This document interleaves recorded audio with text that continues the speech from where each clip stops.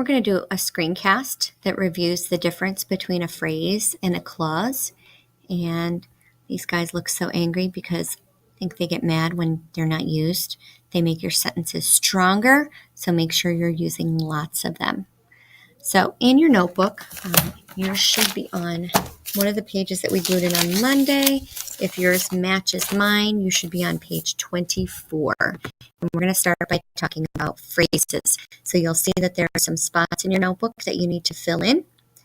And you're going to highlighter. So if you need to get your materials together, go ahead and pause this. A phrase is a group of words that expresses a single idea. Phrases go together. When we think of prepositional phrases, I have often said that if you read them by themselves, you kind of hear them go together because they express a single idea. Not a complete sentence, but just a single idea. And we've talked about three. We've talked about prepositional phrases. We've talked about infinitives and verb phrases. All of them contain more than one word. You can't have a prepositional phrase with one word, or an infinitive, or a verb phrase. The new one that we're going to talk about today is an appositive, and I'm 99% sure you talked about those last year. So should be a little bit more of just a review. So in your notes, the first type of prepositional phrase is a prepositional phrase. And what I want you to do is write the formula. You've got preposition plus modifiers plus a noun or a pronoun, and it's doing the job of the object of a preposition. So with your highlighter, you're going to go through and highlight any prepositional phrases you see in the example sentences. When we think about prepositional phrases, they do the job of adjectives and adverbs, so they're describing.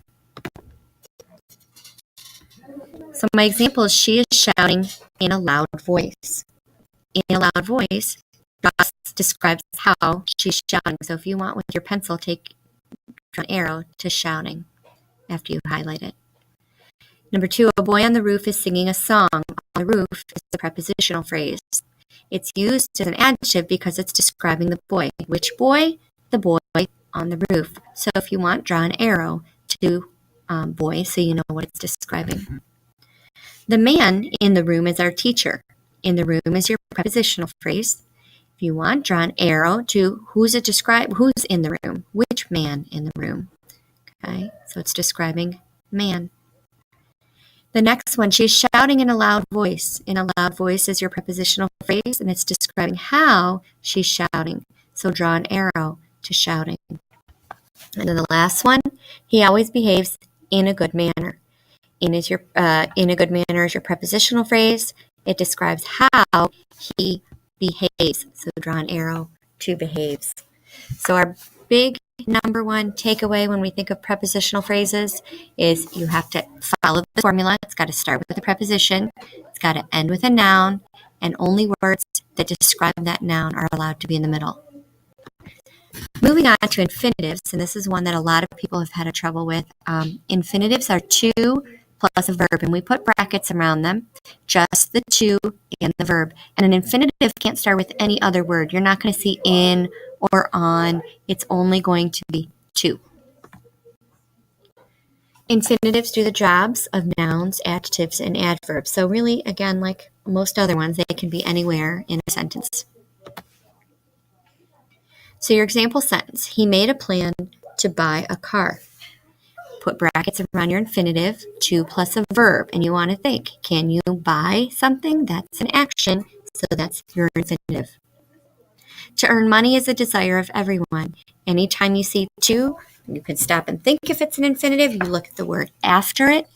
Earn, can you earn? And if you can, then you found an infinitive, to earn. He shouted to inform people about fire. See the verb to, or the word to. I look immediately after it. Is that a verb? Can you inform? To inform is a verb, so you can make that an infinitive. And then the last one, he made a plan to buy a car. We look at the word after to. The word is buy. Can you buy something? And you can. So to buy is an infinitive. Verb phrases we just started talking about last week. You're looking for a helping verb, and if you need to refer back to your booklet, you can. But a helping verb, followed by a main verb. And it could be more than one helping verb. And your main verb is either going to be action or linking. She has been sleeping for 2 hours. Now, normally we'd go through and we'd get rid of our prepositional phrase, find our subject, and then find our verb phrase. So for 2 hours is our prep phrase. She is the subject. And I want to think about, what is she doing? She has been sleeping. Oh, it went away. Sorry, I didn't do the example for you. He is eating an apple. He is your subject. Is eating is your verb phrase. I look at my second verb, my main verb, eating, to decide if it's action or linking, and it's an action. He is eating. She has finished her work. We look for the subject, she, and what is she doing? She has finished. Finished is the main verb, has, helps it along. Since finished is an action verb, the whole verb phrase is an action verb. You should study for the exam. I would get rid of this prepositional phrase. Think about, who's my sentence about? You. What are you doing? You. Should study is my verb phrase. Should is the helping verb. Study is the main verb. And since study is an action verb, the whole verb phrase is an action verb. She has been sleeping for 2 hours. I would get rid of the prepositional phrase for 2 hours, and I'm left with she has been sleeping. She is the subject. What is she doing? She has been sleeping. All the way to sleeping. Sleeping is an action, so the whole verb phrase is an action verb. And then the new ones are our positives. And a positive is a noun with some modifiers that renames the noun it follows. And that sounds really confusing, so let's look at a formula. You're going to have a noun and then another noun with some description around it. This part here, this noun with modifiers, that is the appositive. It comes after the comma. Okay, and a lot of times you'll see a noun with a comma after it. That doesn't necessarily mean it's an appositive. This is the key. It's got to have another noun in there with some describing words. I told Josie, comma, our waitress, comma, your drink order.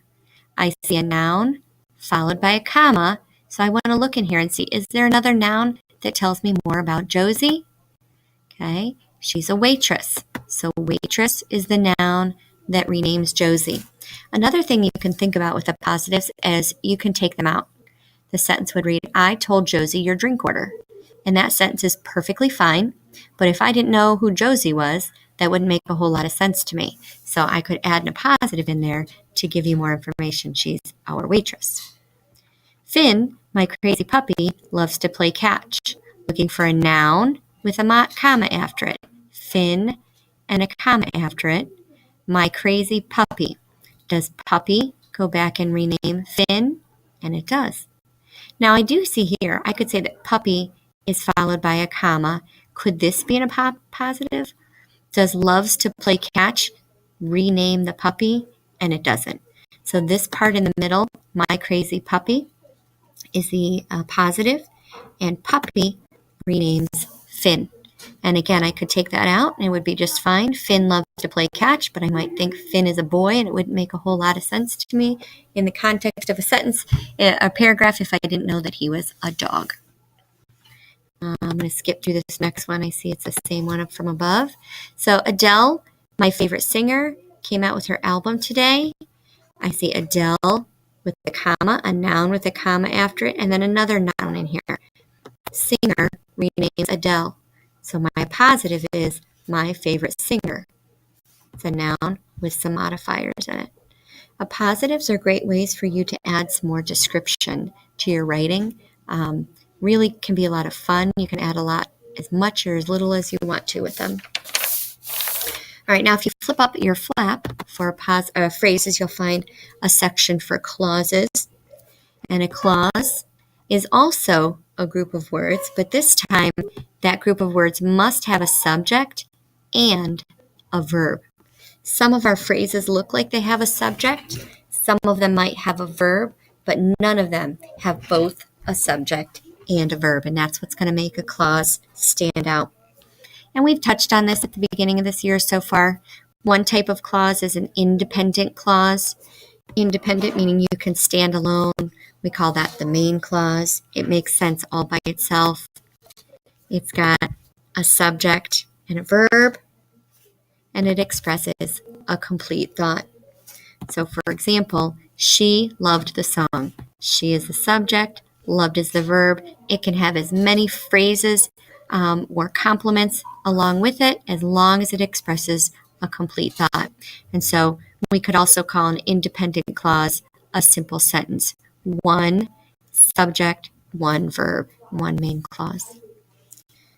Versus a dependent clause. When we think of dependent, you need somebody else, you're dependent upon them. They are going to start with subordinate conjunctions, and those are our woobuses: after, while, until, because, if, since. They also will have a subject and a verb after them, but they're going to not express a complete thought.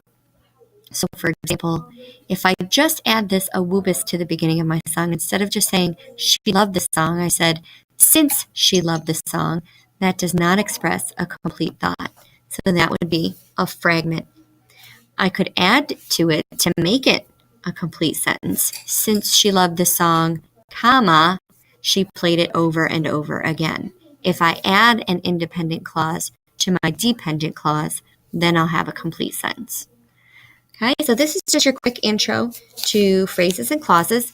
We'll be doing a lot more practice with this when we come back from Christmas break. This is really where we're going to be focusing most of our attention. So it's very, very important that you understand what a complete sentence looks like, that you understand what some different phrases are, so that you can separate them from a sentence to find your main verb and subject.